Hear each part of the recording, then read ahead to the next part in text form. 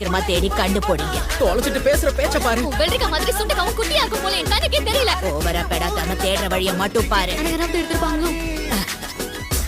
அத பத்தி நான் ஏண்டி கவலைப்படணும்?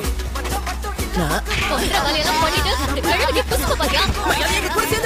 வயசான பாட்டின்னு கூட பார்க்க மாட்டீங்களா? ஐயோ வலிக்குதே. நான் மறக்க மாட்டேன் உங்களை. இதே மாதிரி நான் நசுக்குவேன்.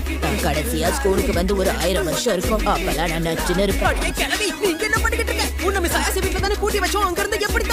நான் ஒரு சுதந்திர பறவைடா. என்ன பூட்டிலாம் வைக்க முடியாது. தலைமைக்கு கட்டுப்பட்டிருக்கோம். இல்லைன்னா சிறகடிப்போம். யாராலையும் அடைச்சு வைக்க முடியாது. முதல்ல இந்த கிழவி ஸ்கூலுக்குள்ள என்ன பண்ணிட்டு இருக்கான்? என்ன வீட்ல இருன்னு சொன்ன நான் வீட்ல இருப்பேனா? ஆளை பாரு. பெட்ல தோத்துட்டு பேச்ச பாரு. அப்படியா? சரி வாடி இன்னொரு தடவை மோதி பாக்கலாம். சரிவா மோதி பாக்கலாம். உடனேயா அவன் சுண்டக்காய்க்கு கால் முழிச்சு ஸ்கூலுக்குள்ள ஓடி வந்திருக்க மாதிரி பைத்தியக்காரி. சாவடிக்கிறதுக்கு முன்னாடி ஓடி போயிடு. அடியே கிழவி, இதை நீ முன்னாடியே சொல்லி தொலைக்க வேண்டியதானே. வர